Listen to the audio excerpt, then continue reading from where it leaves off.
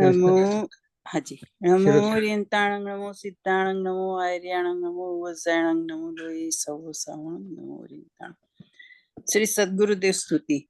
સંસાર સાગર તારવા જીનવાણી છે નૌકા ભલી, જ્ઞાની સુકાની મળ્યા વિનાય નાવ પણ તારે નહીં. આ કાળમાં શુદ્ધાત્મ જ્ઞાની સુકાની બહુ બહુ દોહલો, મુજે પુણ્ય રાશિ ફળ્યો અહો ગુરુ કહાન તું નાવિક મળ્યો. અહો ભક્ત ચિદાત્માના સિમંધર વીર કુંદના, બાહ્યાંતર વિભવો તારા, તારે નાવ મુમુક્ષુના. સદા દ્રષ્ટિ તારી વિમળ નિજ ચૈતન્ય નિરખે, અને જ્ઞપ્તિ માહી દરવ ગુણ પર્યાય વિલસે. નિજાલંબી ભાવે પરિણતિ સ્વરૂપે જઈ ભળે, નિમિત્તો વ્યવહારો ચિદ ઘન વિશે કાંઈ ન મળે. હૈયું સત સત જ્ઞાન જ્ઞાન ધબકે, ને વજ્રવાણી છૂટે, જે વજ્રે સુમુક્ષુ સત્વ ઝળકે, પરદ્રવ્યના તો તૂટે. રાગ દ્વેષ રૂચે ન જંપ ન વળે, ભાવેન્દ્રિમાં અંશમાં ટંકોત્કીર્ણ કંપ જ્ઞાન મહિમા, હૃદયે રહે સર્વદા. નીતે સુધા શરણ ચંદ્ર તને નમો, કરુણા અકારણ સમુદ્ર તને નમો. હે જ્ઞાન પોષક સુમેઘ તને નમો, આદાસના જીવન શિલ્પી તને નમો. આદાસના જીવન શિલ્પી તને નમો. ઊંડી ઊંડી ઊંડેથી સુખ નિધિ સતના વાયુની તે વહંતી, વાણી ચિન્મૂર્તિ તારી ઉર અનુભવના સૂક્ષ્મ ભાવે ભરેલી, ભાવો ઊંડા વિચારી અભિનવ મહિમા ચિત્તમાં લાવી લાવી. ખોયેલું રત્ન પામું मनरथ मननो पूरजो शक्तिशाળી खोएलु હું રત્ન પામું मनरथ मननो पूरजो शक्तिशाળી। बहुत जय सुंदर जिनेन्द्र। ज्योत्सना बहन, बहुत बहुत धन्यवाद थैंक यू आपको। Thank you. पंडित जी आपका स्वागत है। हाँ, प्रधान हो जय जिनेन्द्र। जय जिनेन्द्र। मर्दाने जय जिनेन्द्र। जय।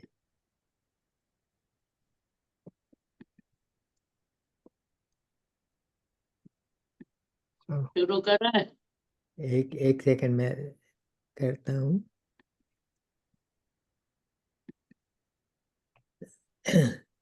हाँ, आप शुरू कीजिए। नमो रन्तां, नमो श्रीदानं, नमो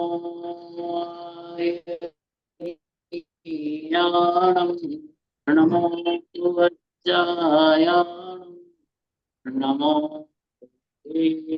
सर्वसाधारणं। मंगलम भगवान वीरो, मंगलम गौतमो मुनि, मंगलम कुंद कुंदार्यो, जयन्तु मंगलम। सर्वमंगल मांगल्यं सर्वकल्याणकारकं, प्रदानं सर्वधर्म जैनम जयतु शासनम, जैनम जयतु शासनम, जैनम जयतु शासनम। वंदे तु सर्वसिद्धे दुर्मचलमनोवमङ्गलिं तत्ते ओछामि समय पावरे। नमोऽस्तु केवली गणितं, नमः समय साराय स्वानुभूत्या चकासते, चित् स्वभावाय भावाय सर्वभावान्तरच्छिदे, अनन्तधर्मणस्तत्त्वं पश्यन्ति प्रत्यगात्मनः। अनेकान्तमयी मूर्तिर्नित्यमेव प्रकाशता, निस्संगं है जो वायुसंग, निर्लेप है आकाश से, निज आत्मा में ही विहरते, जीवन न पर की आस से। जिनके निकट से आदि पशु भी भूल जाते क्रूरता, उन दिव्य गुरुओं की कैसी अलौकिक शूरता। त्रिकालवर्ती सर्व पंच परमेष्टि भगवंतों की जय हो। त्रिकालवर्ती सर्व अकृत्रिम कृत्रिम चैत्य चैत्यालयों की जय हो। त्रिकालवर्तिनी नित्य बोधिनी द्वादशांगमयी धन्वानी माता की जय हो। त्रिकालवर्ती 3 कम 9 करोड़ मुनिराजों की जय हो। परमकारी श्री सद्गुरुदेव की जय हो। बोल है 43। 43 ठीक है। हाँ जी, पहले से ही चल रहा है अपना। हाँ जी। प्रमाण के ढपसला पर अगला ऊपर उगो रहे से तो अनुभव नहीं था। अनुभव नहीं था, ये हाँ जी। बात है। अब हमें तो ये चाहिए कि अनुभव कैसे हो, कैसे संसार का अभाव हो। अनुभव नहीं, कौन है? कि जो प्रमाण ना ढपसला ऊपर ढगला ऊपर उबो रहे से, कि जो जीव प्रमाण के ऊपर, प्रमाण के जो ढपसना है उसके ऊपर हुआ है, उसको अनुभव नहीं होता। बात ये है कि अनुभव नहीं होता, ये बात अच्छी नहीं है। तो अनुभव क्यों नहीं होता? कि जो जीव विषय भोग भी भोगे और मोक्ष सुख की भी इच्छा करे, ऐसे जीव को अनुभव नहीं। शास्त्र पढ़ करके एकांत का सेवन न करे तो अनुभव नहीं होता। शास्त्र एकांत के लिए है, अनेकांत के लिए नहीं। प्रभु रंजी भाई, शास्त्र एकांत के लिए है। दूध से दही जमाते हैं, शास्त्र का होता। दही में से मक्खन निकालते हैं, मक्खन में से घी निकालते हैं।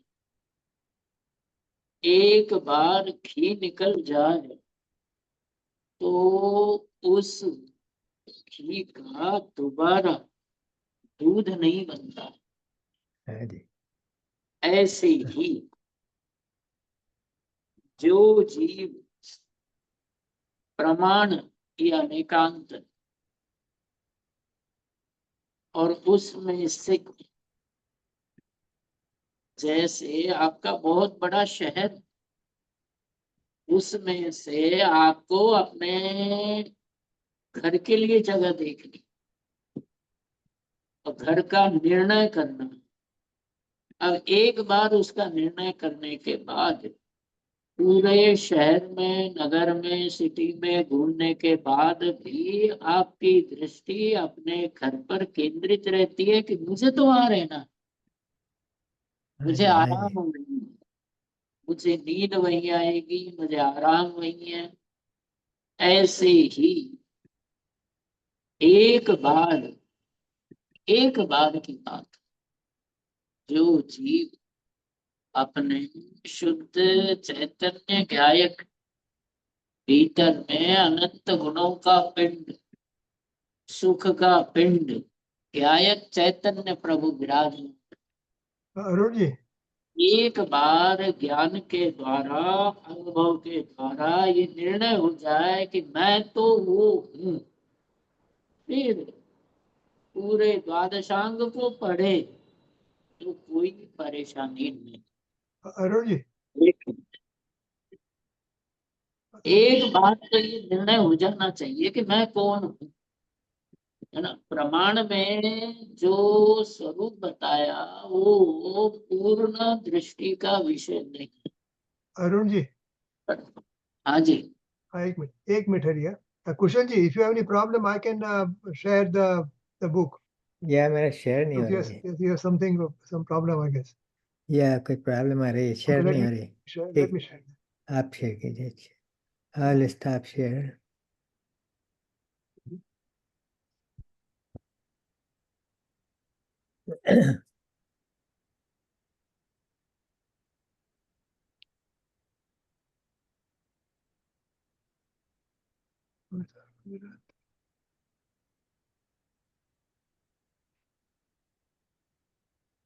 I'll have to go in 1 second. I will go to.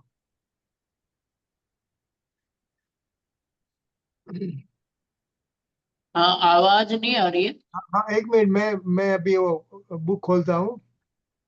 Kusal ji some problem, सो मैं जाता हूँ बुक में।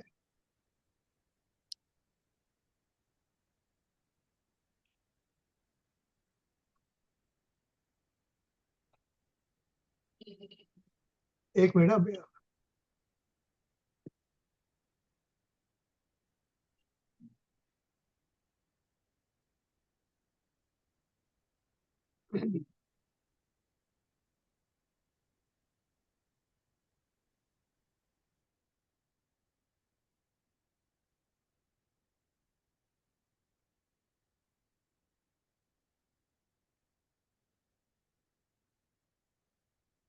बस, हाँ ठीक है, आप चालू कीजिए। अरुण जी, आप चालू कीजिए। हाँ can you see the screen? हाँ Kushal ji, can you see the screen?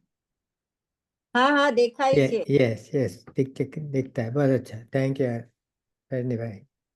अभी मेरे को कुशल जी, अरुण जी नहीं दिखता है।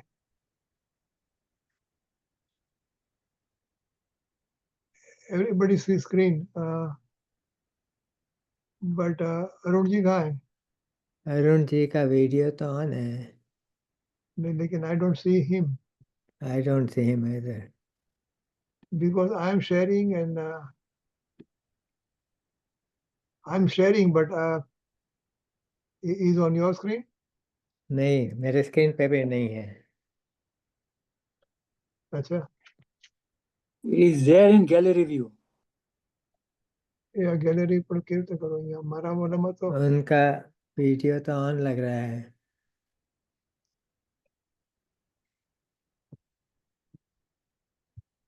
what that is। आ रही है आवाज। हाँ, हाँ, अभी आ Krishnan रही ji, है can आपका। you spot highlight on speak Arun ji के अगर अरुण जी show का video, हाईलाइट। मुझे तो दिख रहे थे पहले इतनी देर। अभी नहीं। मैंने चालू किया, मैंने मैं चालू। अच्छा, ओके आ ओके। गए। मैंने हाईलाइट कर अब फिर से आ गए। हाँ, वेरी मैंने गुड, हाईलाइट कर दिया रजनी भाई। Thank you. लेकिन माय स्क्रीन में आई डोंट सी। हाँ, तो पता नहीं, आपके स्क्रीन में कुछ चेंज करना पड़ेगा, हम सबको दिख रहे हैं। दिख रहा है। पहले भी दिख रहे थे। हाँ ये 43 दिखता है, मैंने हाँ हाँ, दिख रहा है, आपका भी दिख रहा है 43। प्रमाण ओके ओके ओके। डगड़ा हाँ जी, हुआ। अरुण जी चालू कीजिए, अरुण जी। हाँ हाँ, कंटिन्यू। हाँ, ये अनुभव की बात है कि जीव, स्वामी जी तो ये कहते हैं कि जीव शास्त्र में आत्मा को पढ़ता है, लेकिन मैं आत्मा हूं ऐसा वेदन नहीं करता।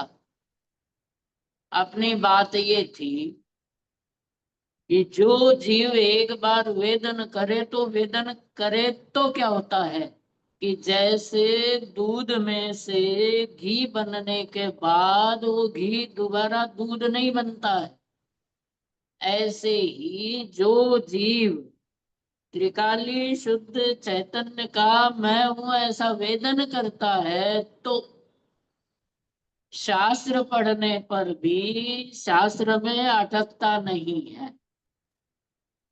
अनेकांत को पढ़ कर के भी एकांत को भूलता नहीं है। अनेकांत को जानकर भी एकांत का वेदन नहीं छूटता। ऐसी जीव की दशा अनुभव के बाद ही होती है। देखो, अनादिकाल से सुख के लिए जीव ने क्या नहीं किया। अनंत बार मुनिपना धारण किया और उपसर्ग सहे और कल पढ़ने में आया था कि उपसर्ग सहने के लिए 6 लेशाएं होती है ना, लेशाएं। कृष्ण नील कापुत प्रेमई, हाँ जी 6 लेशाएं होती है। हाँ जी। लेशाएं कषाय के अलावा भिन्न होती है, क्योंकि एक सिद्धांत की बात बता रहा कि लेशाएं कषाय से भिन्न होती है। पहली बात तो जो लेशाएं कषाय हैं वो तो 10वें गुण स्थान में समाप्त होती है, और लेशा 11वें 12वें 13वें गुण स्थान तक भी रहती है। ये बात अलग है सिद्धांत की। दूसरी बात, ये जो जीव है मूल गुणों का पालन करते समय इस जीव ने उपसर्ग सहन किए, और जो उपसर्ग सहन किए और उपसर्ग सहन होते हैं पीत पद्म शुक्ल लेशा में। पीत पद्म शुक्ल लेशा में उपसर्ग सहन होते हैं। तो इसका भावार्थ क्या समझना कि जीव ने कषाय की मंदता भी अनंतानंत बार की है। अभी इस समय आप लोग शास्त्र स्वाध्याय सुन रहे हैं। हाँ जी शास्त्र स्वाध्याय सुनने का भाव भी मंद कषाय का भाव है। हाँ जी मंद कषाय का भाव है, लेकिन इससे भी असंख्यात गुना मंद कषाय का भाव जीव ने धर्म के लिए किया। कितना किया कि आज तो आप और हम घर में बैठ करके शास्त्र स्वाध्याय कर रहे हैं। इस जीव ने अनंत बार मुनि बना, अर्थात घर छोड़ करके महाव्रत धारण करके धर्म के लिए प्रयत्न किया।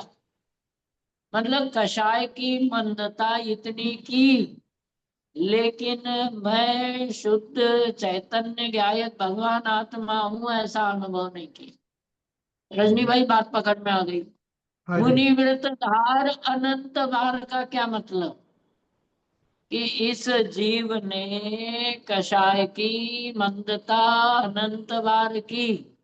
हाँ जी अनंत बार कषाय की मंदता करके भी चैतन्य गायक भगवान आत्मा का अनुभव नहीं किया।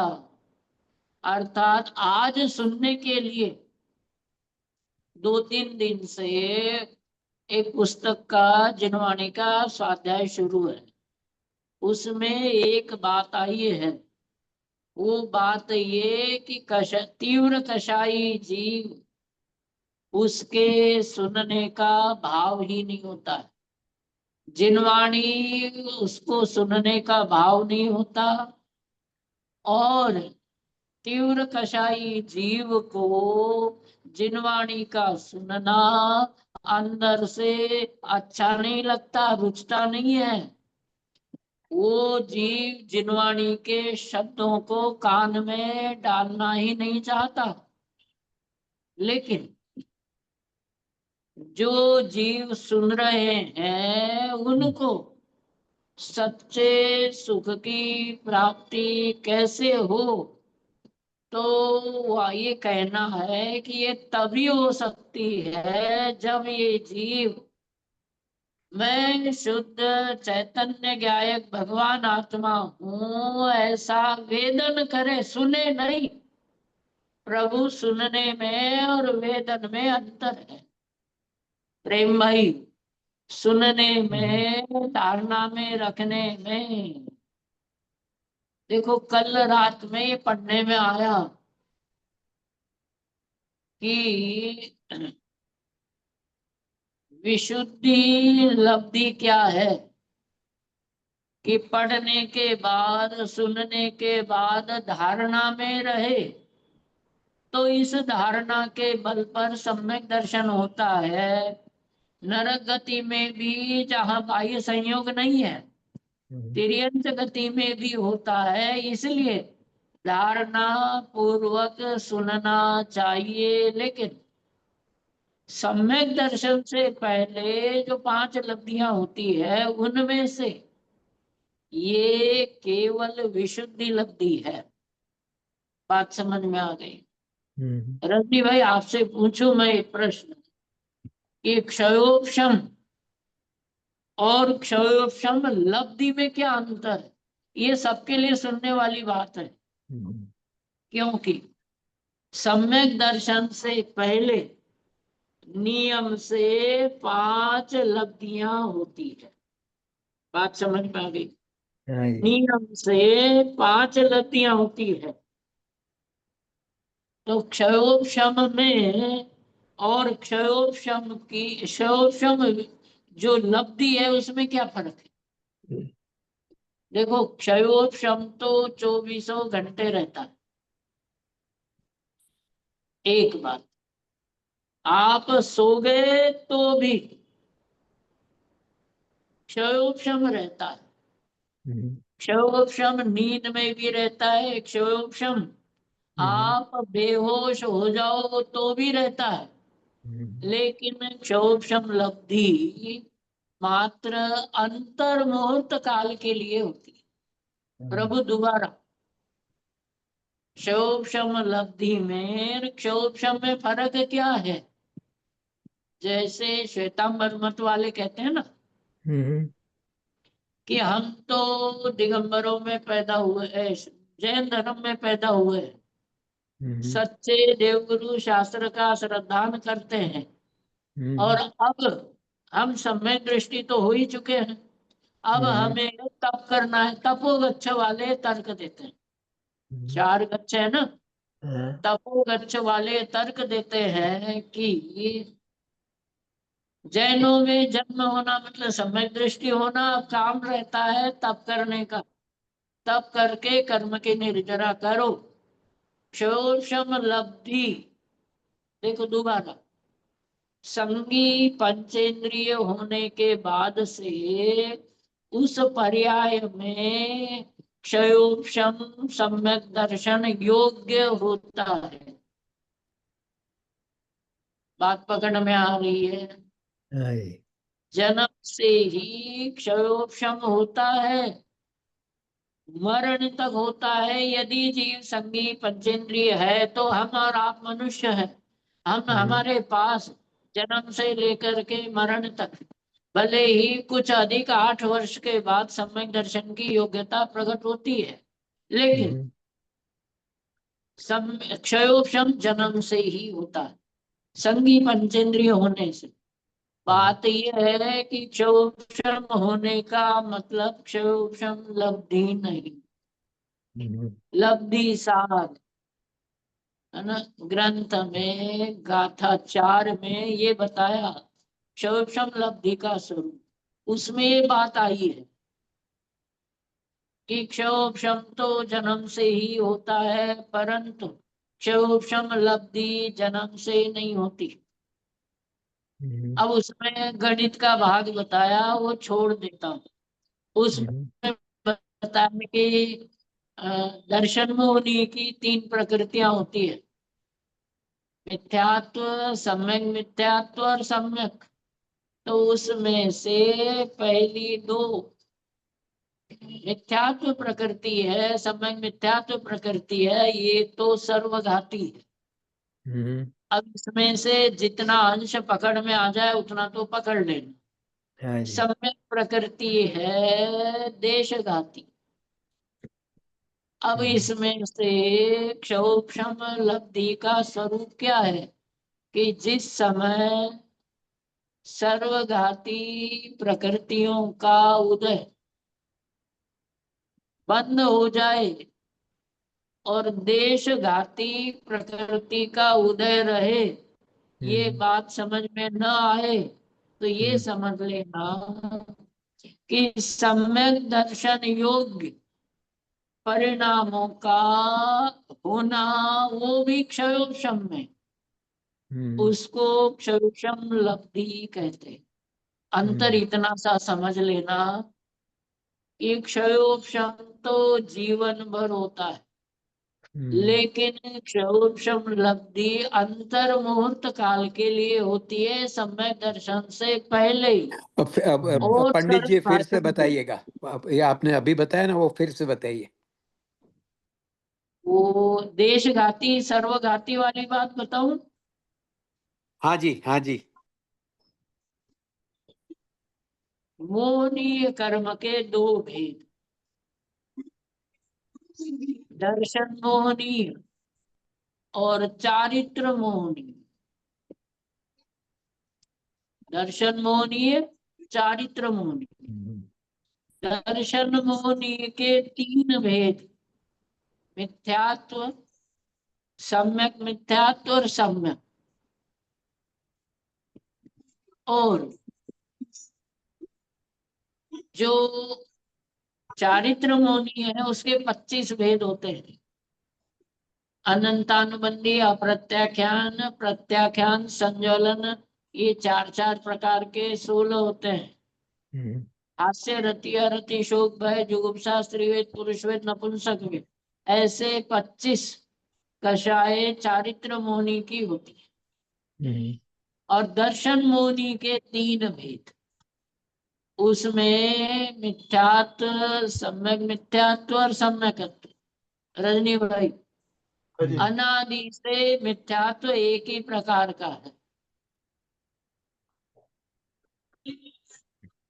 जब जीव के पहली बार सम्यक दर्शन होता है तो इस मिथ्यात्व के तीन टुकड़े होते हैं। सम्यक दर्शन से पहले मिथ्यात्व एक अखंड होता है। जब जैसे चना अखंड है जन्म से, लेकिन जब उसको कूटते हैं तो उसके दो पार्ट होते हैं। ऐसे ही सम्यक दर्शन होने पर मिथ्यात्व के तीन भाग होते हैं। कौन कौन से? मिथ्यात्व, सम्यक मिथ्यात्व, सम्यक तीन भाग प्रकृति। होते हैं। हाँ, तो ये तीन भाग होते हैं। इनमें से मिथ्यात्व, सम्यक मिथ्यात्व सर्वघाती है। सर्वघाती का मतलब इनके उदय में स्वरूप का एक अंश भी प्रकट नहीं होता। जिसके उदय में चैतन्य गायक भगवान आत्मा का एक अंश भी वेदन में नहीं आता, समझ में नहीं आता, अनुभव में नहीं आता, ऐसी कर्म की प्रकृतियों को सर्वघाती कहते हैं। बात समझ में आ गई? हाँ जी।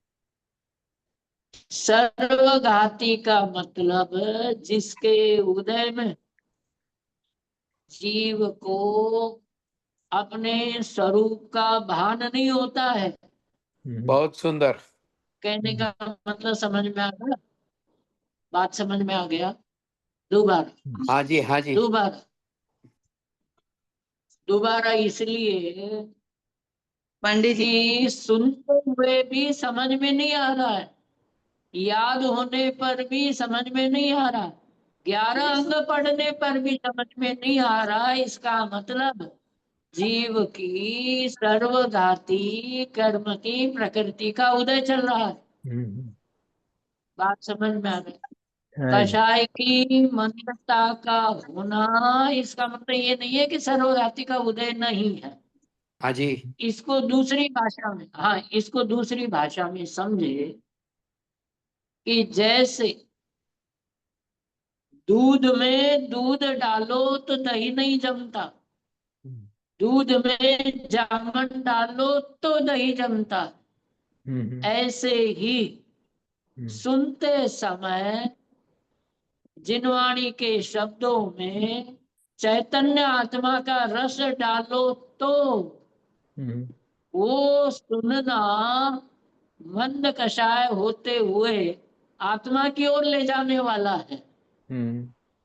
सुन कहने का अभिप्राय यह है कि सुनते समय कभी भी जीव को ये बात नहीं भूलनी चाहिए कि एक सर्वोक्षम ज्ञान, शास्त्र ज्ञान, त्रिकाली शुद्ध चैतन्य ज्ञायक भगवान आत्मा को छूता नहीं है, और मैं शुद्ध चैतन्य ज्ञायक भगवान आत्मा हूँ। ये बात जीव को, पंडित जी, हाँ जी, पंडित जी, ऐसा भी कह सकते हैं ना कि जो ज्ञान तत्व चिंतन पूर्वक आत्म सम्मुख होवे वो क्षयक्षम लब्धि है, और जो ज्ञानावाणी कर्म के क्षयक्षम से जो ज्ञान होता है वो क्षयक्षम ज्ञान कहते हैं, ऐसा भी कह सकते हैं ना। बराबर।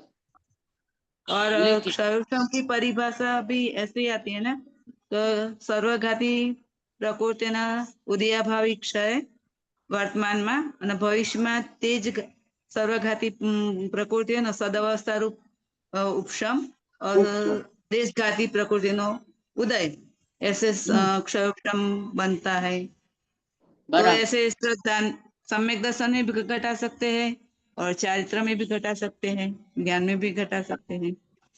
बराबर। यही है। ये तो कर्णाटक की भाषा हो गई।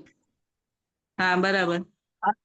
अध्यात्म की भाषा सुनो कि वर्तमान में त्रिकाली चैतन्य ज्ञायक भगवान आत्मा के सन्मुख होना, तो वर्तमान में सर्वघाती का उदय का अभाव।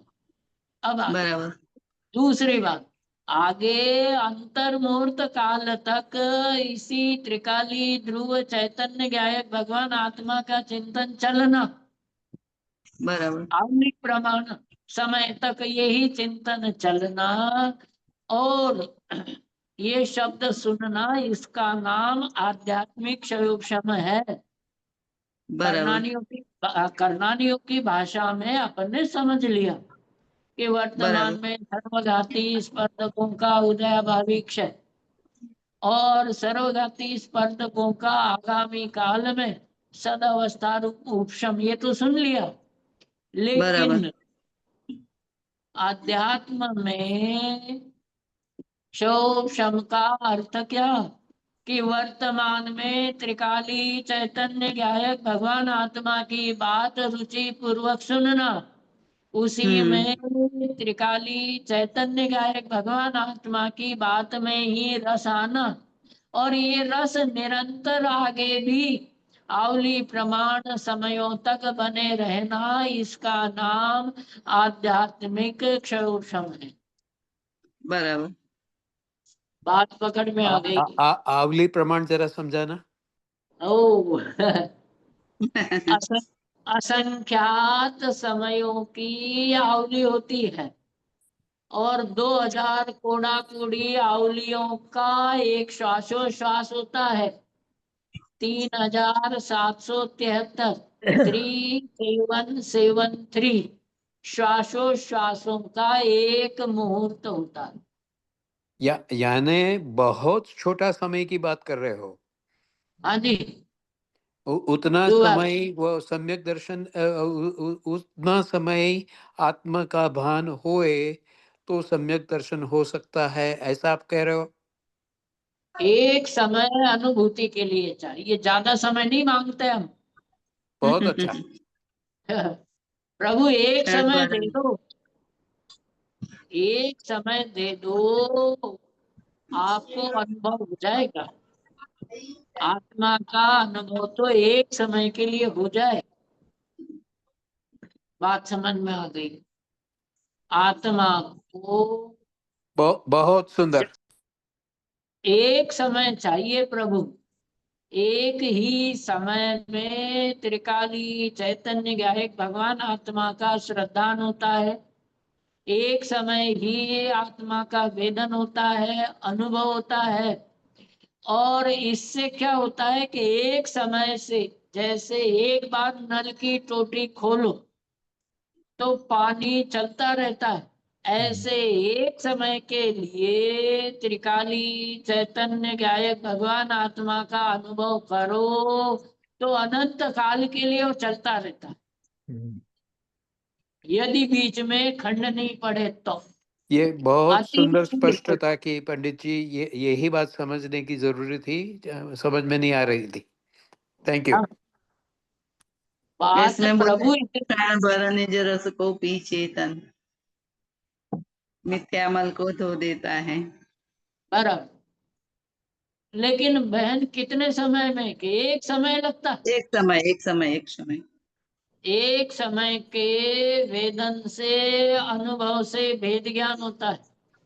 बराबर। एक समय के वेदन से सम्यक दर्शन होता है। एक समय के वेदन से अतीन्द्रिय शांति प्रारंभ होती है।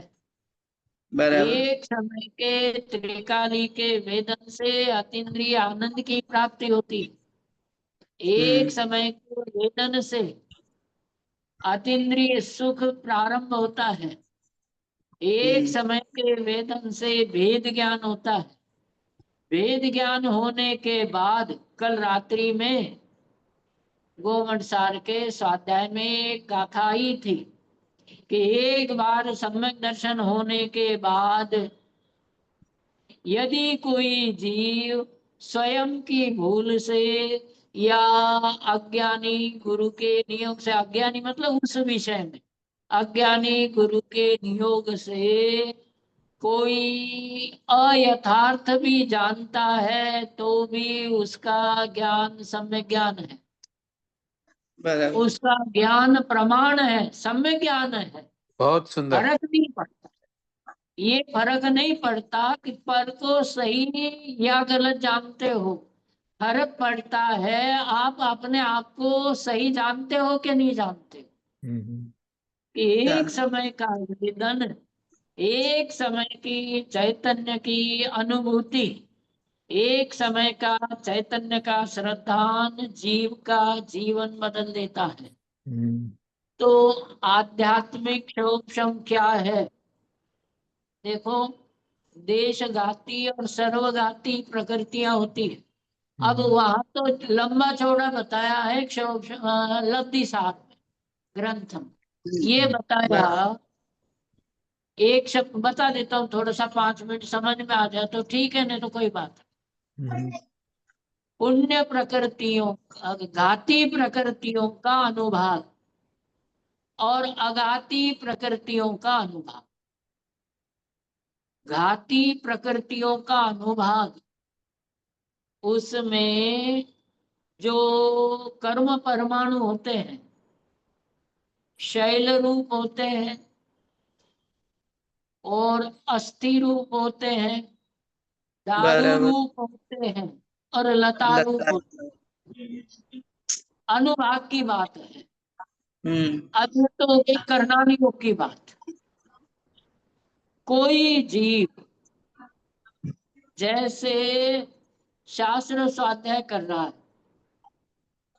तो उसका ज्यादा रस शास्त्र स्वाध्याय में ही है और आत्मा के अनुभूति के लिए उसका उपयोग बदलता नहीं है, बढ़ता नहीं है। तो उसके सर्वघाती परमाणु अस्थि रूप है और वो सारे के सारे स्वाध्याय में अटक गए। प्रभु बहुत बात सूक्ष्म है, समझने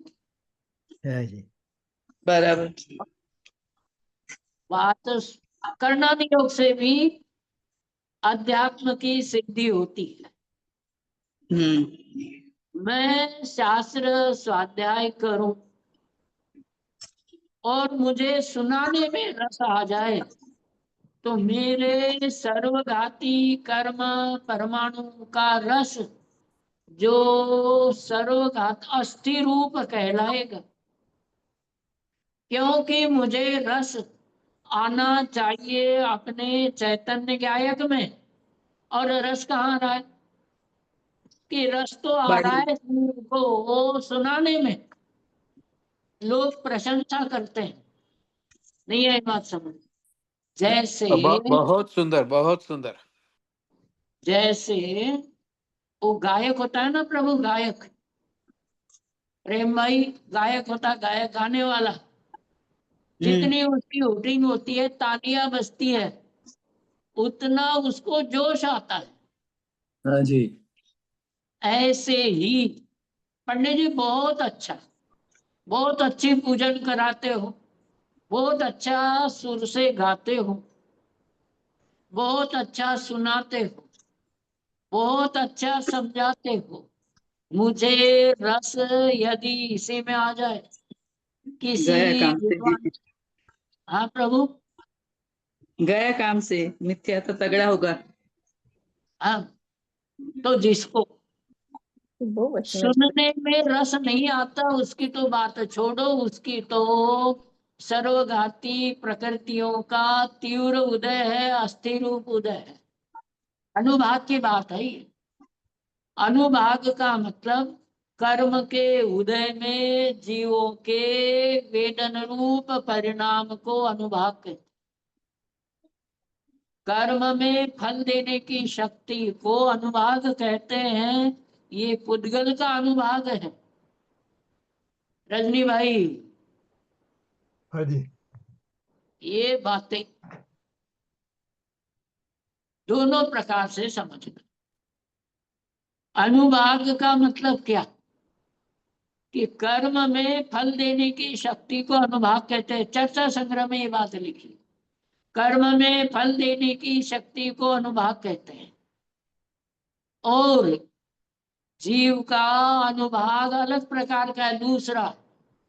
कर्म के उदय में भले ही अनुभाग कैसा भी हो, लेकिन जीव यदि अपने परिणामों का वेदन चैतन्य की ओर ले जाता हुआ करता है तो उसका अनुभाग सर्वघाती नहीं है।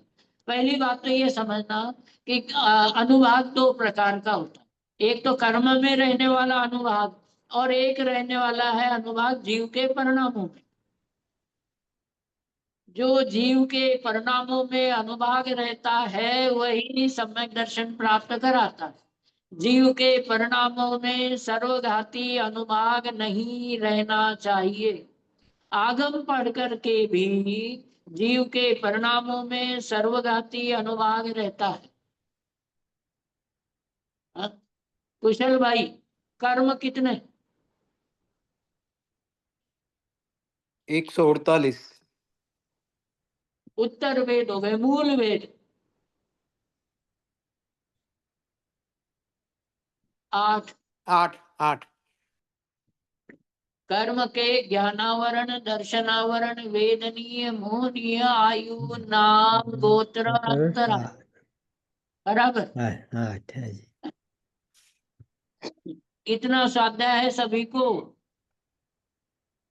इनमें से 4 घाती कर्म है, हाँ जी। हाँ चार 4 अघाती कर्म है, हाँ जी। बराबर। हाँ जी। हाँ जी। अब एक बात बताओ, इन 8 कर्मों में जीव को दुख देने वाला कर्म कौन सा है? कर्णानियों की भाषा में बात करते हैं, बाद में चार अध्यात्म चार की बात घाती। करें। घाती। हाँ? घाती। मोनी मोनी नहीं, मैंने संख्या पूछी कितने कर्म? 4। 8 में से कितने कर्म हैं जो जीव को दुख देते हैं? मोनी एकमात्र मौनीय कर्म जीव को दुख देता है, हम्म, बराबर। बराबर। बाकी 7 कर्म जीव को दुख क्यों नहीं देते? क्योंकि जो आघातीय कर्म है, वेदनीय, आयु, नाम, गोत्र, ये 4 कर्म तो जीव को संयोग वियोग कराते हैं वस्तुओं का। हम्म, आघातीय कर्म जीव को संयोग वियोग कराते हैं वस्तुओं का, बाहरी वस्तुओं का। इसलिए संयोग वियोग तो दुख का कारण नहीं है, इसलिए आघातीय 4 कर्म तो जीव के दुख का कारण नहीं। हम्म, आगे दूसरी बात, घातीय कर्मों में मोहनीय, ज्ञानावरण, दर्शनावरण, अंतराय है। इसमें ये लिख लेना, ज्ञानावरण, दर्शनावरण, अंतराय तो स्वभाव का अंश होता है। स्वभाव का अंश कभी दुख का कारण नहीं होता है। इसलिए ज्ञानावरण, दर्शनावरण, अंतराय कर्म जीव के दुख का कारण नहीं है। एकमात्र मोहनीय कर्म दुख का कारण है। दूसरी बात, मोहनी के 2 भेद है, दर्शन मोहनी और चारित्र मोहनी। दर्शन मौनी के 3 वेद अभी चर्चा में आए थे और चारित्र मौनी के 25 वेद। तो चारित्र मौनी अर्थात कषाय जीव को दुख का कारण नहीं है, क्योंकि कषाय के उदय में भी मुनिराज चैतन्य आत्मा का प्रचुर रूप से संवेदन कर लेते हैं। अतीन्द्रिय आनंद की धारा उनकी बहती रहती है, बाहर में कषाय है। अतीन्द्रिय चैतन्य गायक भगवान आत्मा का वेदन निरंतर होता रहता, हर अंतर्मुख में होता रहता है। इसका अर्थ ये है कि कषाय भी चारित्र मुनि भी जीव के दुख का कारण नहीं है। बहुत सरस, बहुत जीव सुंदर। के जीव के दुख का कारण तो एकमात्र जीव की अज्ञानता है। और अज्ञान कितना, लिखने की भाषा है कि अपने से अनजान रहना यही अज्ञान है, शास्त्र ज्ञान पढ़ना ज्ञान नहीं है। प्रभु अज्ञान की परिभाषा एक शब्द में, अपने से अनजान वो अज्ञान है। समझ में आ गया। अपने त्रिकाली बहुत चैतन्य सुंदर। गायक भगवान हाँ जी। आत्मा के, अपने त्रिकाली चैतन्य गायक भगवान आत्मा के वेदन से, स्वरूप से, अनुभूति से, श्रद्धान से जो जीव रहित है वो अज्ञानी है। अज्ञान की परिभाषा ये नहीं है कि आपको 8 कर्मों के नाम आते हैं क्या नहीं, 7 तत्व के नाम आते हैं कि नहीं, ये अज्ञान की डेफिनेशन नहीं है।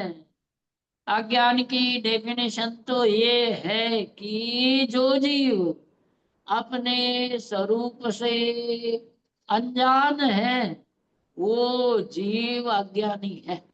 जीवन में कितना भी कुछ करो, महाव्रत पालन कर लो, 11 अंग पढ़ लो, लेकिन वो जीव अपने स्वरूप से अनजान है तो उसके आगे देखिए लिखा जाएगा अज्ञानी पंडित, अज्ञानी मुनि, द्रव्यलिंगी पंडित, द्रव्यलिंगी मुनि। क्योंकि जिनागम का सार है, जिनागम की डेफिनेशन है, जिनागम की परिभाषा है कि जो अपने से अनजान है, जो अपने स्वरूप को नहीं जानता, वो ही जीव अज्ञानी है।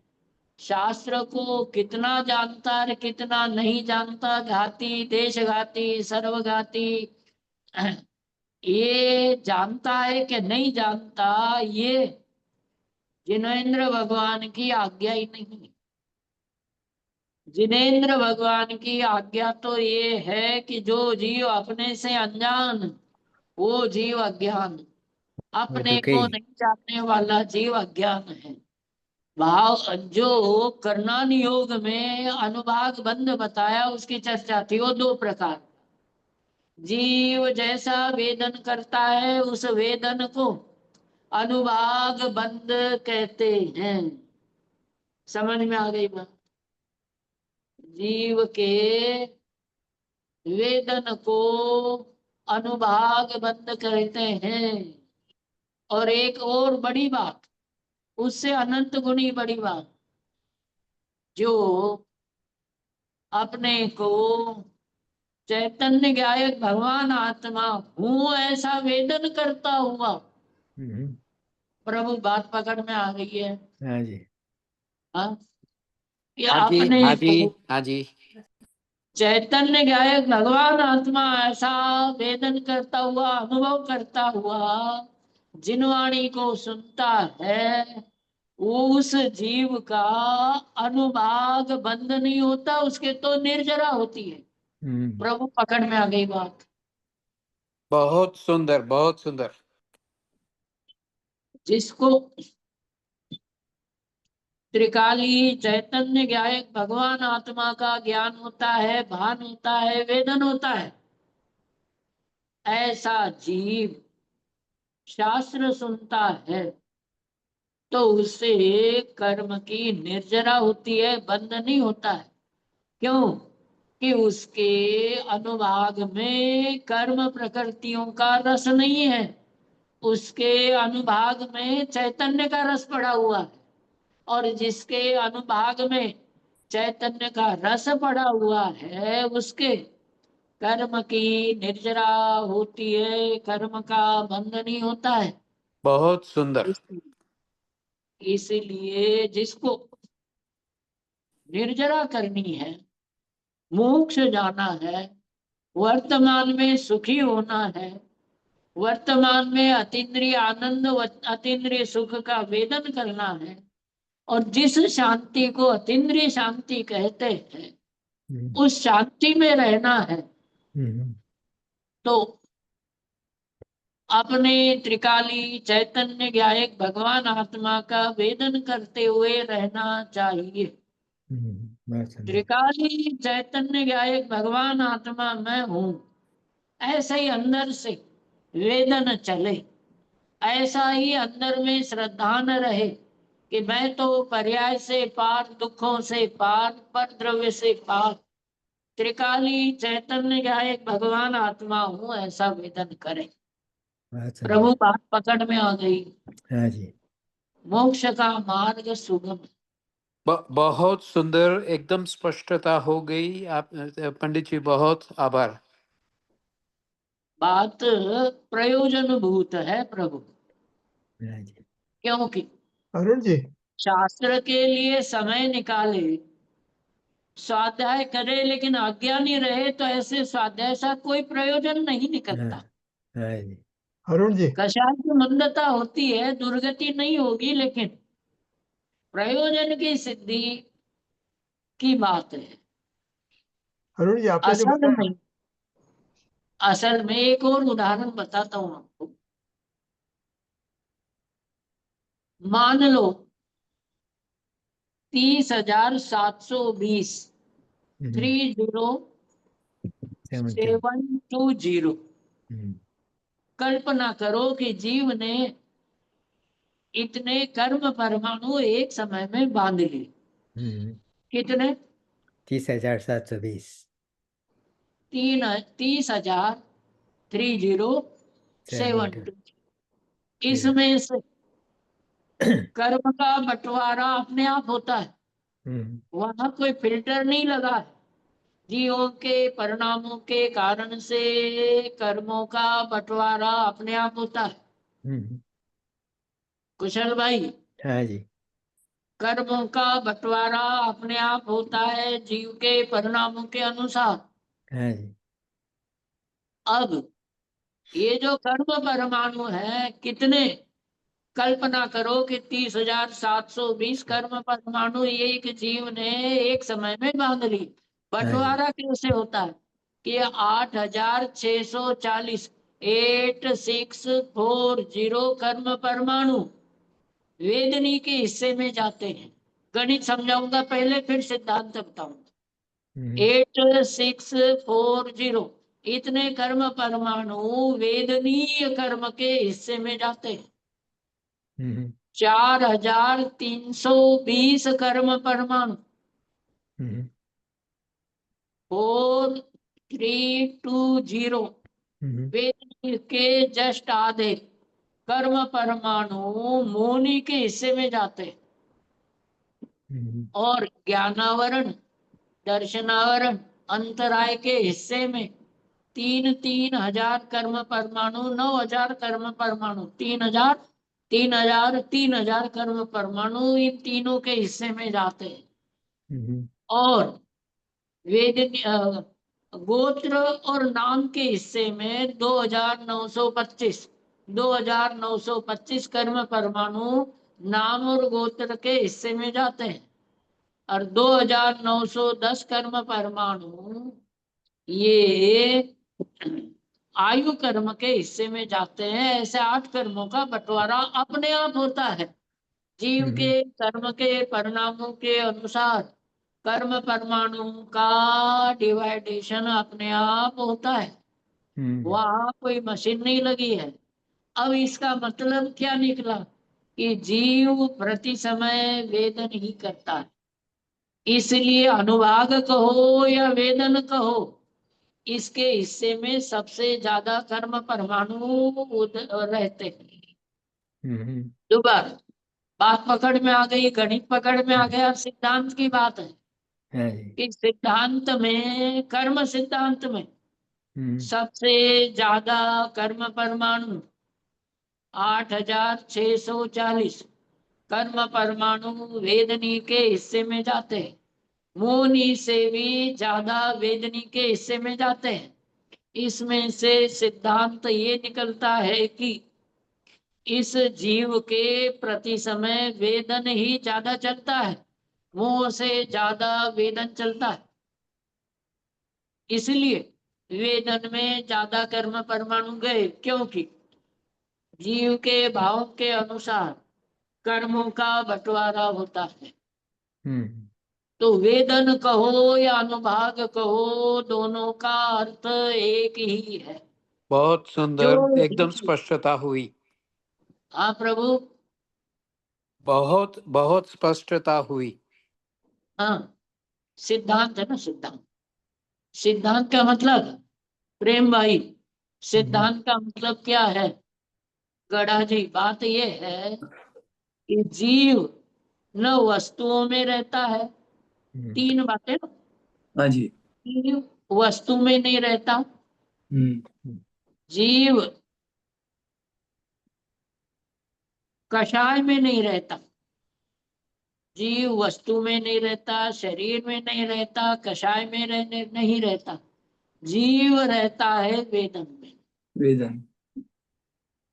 इसलिए जो जीव कषाय होते हुए भी अंतरंग में चैतन्य का वेदन करता है, वो जीव कषाय के होते हुए अपने अनुभाग में, अपने वेदन में, अपने अनुभव में त्रिकाली चैतन्य या एक भगवान आत्मा को नहीं छोड़ता।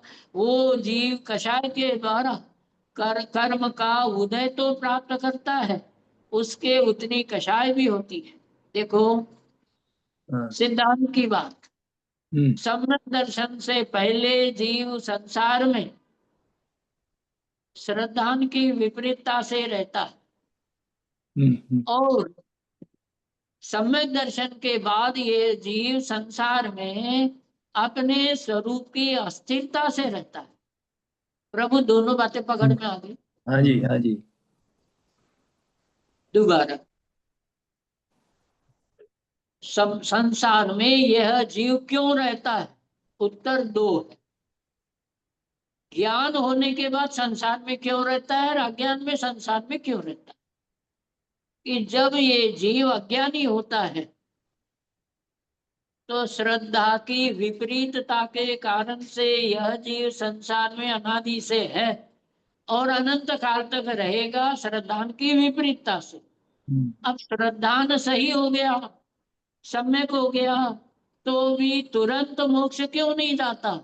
ये चारित्र की अस्थिरता के कारण से ये जीव संसार में। प्रभु, बात पकड़ में आ गई। हाँ जी। सम्यक दर्शन होने के बाद भी यह जीव, है ना, जिसका सम्यक दर्शन छूट गया उसकी बात तो अगली बार करें। जिसका सम्यक दर्शन है ऐसा जीव भी, बात समझ में आ गई, ऐसा जीव भी संसार में क्यों भटकता है? ये ऐसा जीव भी, ऐसा आता है ना, करणानियों की बात है। एक क्षयोक्षम सम्यक दर्शन का काल कितना? 132 सागर। प्रभु, पकड़ में आ गई बात। अब कोई प्रश्न करे कि सम्यक दर्शन हो गया, क्षयोक्षमिक सम्यक दर्शन है, क्षयोक्षमिक सम्यक दर्शन में यह जीव कितने सागर तक संसार में रह रहा है? सायोक्षमिक सम्यक दर्शन के साथ कितने काल तक? 132 132 सागर तक। तो पंडित जी बाद में क्या होता है? पंडित जी बाद में क्या हो जाता है? सोचने की बात है। सम्यक दर्शन हो गया तो तुरंत मोक्ष जाए जरूरी नहीं प्रभु। Please mute. एक तो उदाहरण बताया मैं। हम्म, क्षयोपम सम्यक दर्शन का उत्कृष्ट काल 266 सागर है, बराबर। हम्म, बीच में वो जीव एक अंतर्मुख के लिए सम्यक मिथ्यात्व में आ जाता है, दोबारा अक्षयोपम सम्यक दर्शन को प्राप्त करता है। तो उत्कृष्ट काल कितना कि 266 सागर, 132 सागर तक सम्यक दर्शन के साथ ये जीव रहता है। इसका मतलब 132 सागर कम नहीं होता है। ये जीव 132 सागर तक संसार में सम्यक दर्शन के साथ रह रहा है। सागर किसे कहते हैं? 10 कोड़ा कोड़ी पल्लों का एक सागर। हम्म, एक पल्ले में असंख्यात असंख्यात पूर्व होते हैं, है ना। एक पूर्व में, समझ में आ गई बात? हम्म, बहुत लंबा समय कुल मिलाकर। सम्यक दर्शन के साथ इतने काल तक जीव संसार में क्यों रहता है? तो सम्यक दर्शन के साथ अर्थात ज्ञानी जीव भी संसार में तब तक रहता है जब तक उस जीव की चारित्र की अस्थिरता होती है। संसार में रहने के दो ही कारण, अज्ञानी श्रद्धा की विपरीतता की वजह से संसार में रहता है, ज्ञानी जीव चारित्र की अस्थिरता की वजह से संसार में रहता है। बिल्कुल। तो जो जीव ज्ञानी हो गया, तो वो जीव अपनी बात तो अनुभाग बंध की करणान योग की चल रही थी, वेदनी कर्म की चल रही थी। बात ये है कि जीव प्रति समय वेदन ही करता है, जीव प्रति समय अनुभाग का ही भोग करता है। कर्म में अनुभाग कैसा है इससे कोई मतलब नहीं है। क्षौषम लब्धि में सर्वघाती कर्मों का उदय हो तो हो, बात समझ में आ गई। लेकिन अंतरंग परिणामों में यदि ये जीव शुद्ध चैतन्य का रस लगा ले, देखो एक और उदाहरण याद आ गया, समय हो गया ये बात भी ध्यान रखो। जैसे चुंबक में से यदि उसकी चुंबन करने वाली शक्ति को यंत्र के द्वारा निकाल लिया जाए तो चुंबक के पास लोहा रखने पर भी चिपकता नहीं है।